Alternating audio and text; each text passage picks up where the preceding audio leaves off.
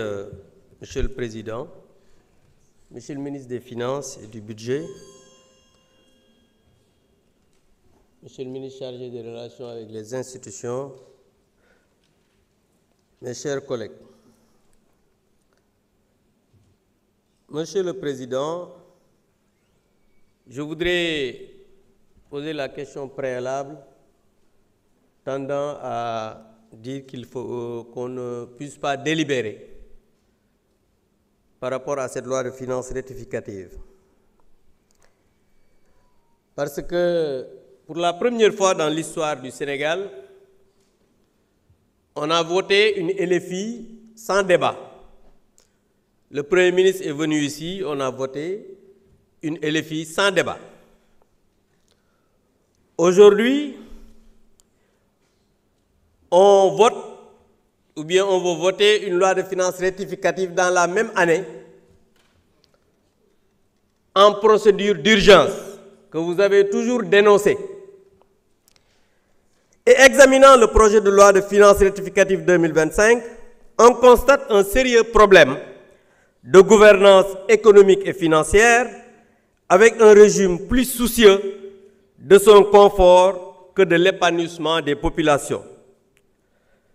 On exige des explications créditées sur la destination de 10 200 milliards contractés en 14 mois d'exercice, dont 4 500 milliards en 2024 et 5 700 milliards prévus en 2025.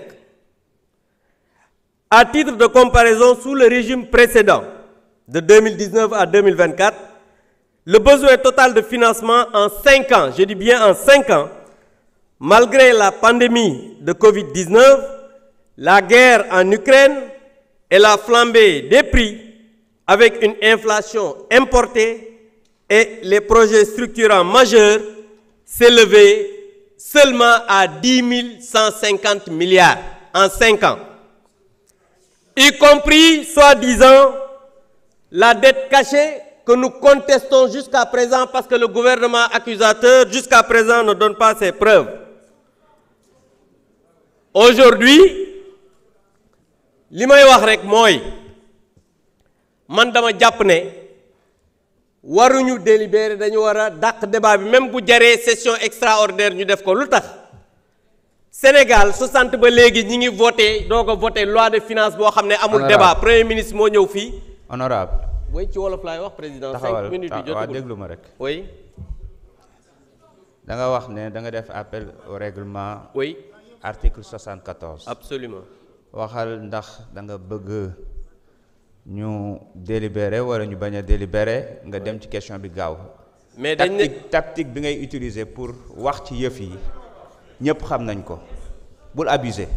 ñëwal ci yëf yi rek directement. président, je peux motiver verbalement ma demande. loolu la règlement bi intérieur bi wax je motive verbalement ma demande. yow demande bi ak li ngay wax ni yàlla ak yàlla. mais ñëwal ci yëf yi. non mais damay wax lan moo tax bëgguma ñu délibérer loolu kay tubaab la. waaw waxal gaaw. voilà li may wax kay maa ngi continuer dama ne bëgguma ñu délibérer parce que 5 ans yi nga xamante ne nii ñun moom lañ fi defoon 10 100 milliards la ñu leb yéen ci ñaari at ngeen bëgg a leb lu ëpp 10 200 milliards ñu ne loi de finance dañu ko voter sans débat ñu ñëw bëgg a voter loi de finances rectificative en procédure d'urgence ñu ne ci condition yooyu nga xamante ni nii yéen da ngeen a waxoon jubal jubanti waaye fi mu toll nii jubadi lañu gis lëndëmal ak bëgg confort personnel maanaam alal ji nga xam ne moom la askan wi di jël seeni déem ak seen Dakar ngeen jël ko di ko wëndeeloo ko taxawaalu te loolu dañ ne dafa war a jeex fii ci réew mi. donc loolu moo tax ma jàpp ne lii dañ ko war a dàq bu fekkee jar na session extraordinaire ñu def ko parce que ñoo xam ne jubaluñu dañoo dëng jubuñu jubbantiwuñu dañoo lëndëm waruñu war a tax dañoo war a wax xaalis bi fan la dugg ba pare ñu doog a délibérer pour voter cette loi de finances rectificative loolu laa bëgg man. jërëjëf